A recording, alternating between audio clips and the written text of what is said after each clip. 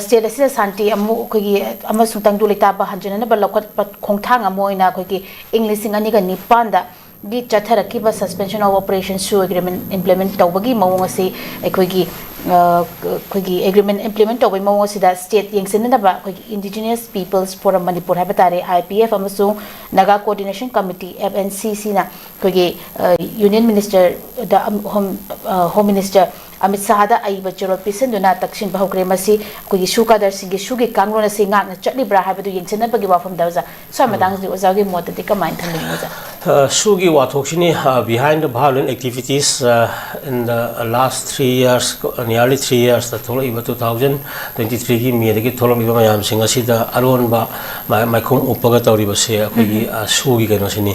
Maduna Shu I will say Yamnanga Posak Amakang Nekoida suspension of operation. Habiti Koki Labor Konogi, Kulai Piper Mayam Singaduna, no Mata, no Mayamata, Indian Army Matata Kaptraga, Hectoboga, Madu Okogi, suspension operations in 2005 to give initiate Tograbani. And even Manipur Gomen, Kangan Bukan, the way to Rakanda for you 2008 Sidata formally Makose tripartite agreement Amagi status Pukala Kanda, Ikogi Sur given Silapani. And how we get our own bay agenda the 1950s, 60s, Gimatamada, the Giko, 2011 get out going to young Jelong of Hypatare. Some memorandum can appear Kanda, in or separate administration foundations, how Kanda, Yenina Chingmana or Laki Posak Amani. I don't know how he was Susan of what we were say, I could document where Maramdi, so Kulai Piper Singer to give Sugima, Tamani conditions, Yaurimiam to Indre, Hybidi, Su Itchepsigi, Amagi, Kanodamanunga, Manipuri utility Kaidana Tangani, have was a pota Yauribani contest.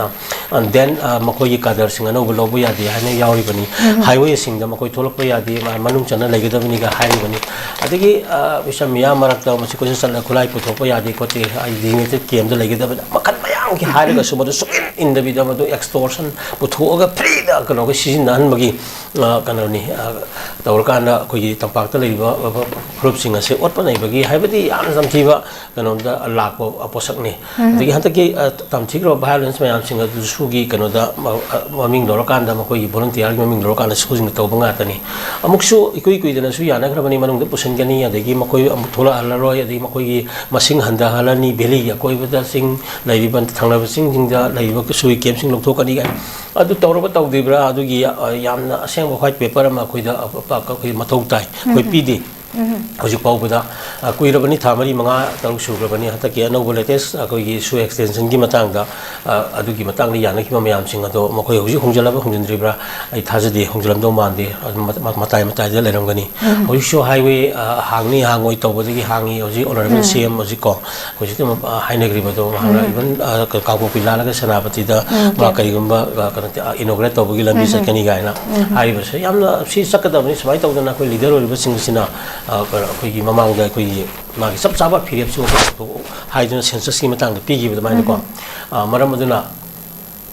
Su Hibasi Yamna Masi Aquina Komatamsana Miamsi Hanana Haris in Miams upon Pangrabani, the Miam upon the Sira and the Pototo Boyani to Yagati Tori Davani, Maramadana Susi Yam, the Pasana Yam, transparent lane at Dilta with the Vani, Madunabu, Tortabayam, Duni, who's in Agagi Bodina Canona, Higimasi, review Toji Haise, Aquina white paper, Masu demand Tori Base, Hibadi Makoina, Wahid a Posa, why Harak and the Tabakana, Adamak. Miyam Mama was Haigi, Canada, Powraga, was Haigi, Campopinatraga, Susanpu, Natraga, Moria, Promatam, the Hosisu, with security later, Masi, Kohan Basangi, Kohan, Daba Maramasina, the Sulitanda, Dugis, to Tuidunico. Sigma insecurities, Miamji, and Kandani. Harry Mr. Susi in Bopto, we have any Sui, Manundusa level, look Mayam say, as cookies in the Maramadana Masi review, Tangapan at Tawada, that should be very transparent to the people and come.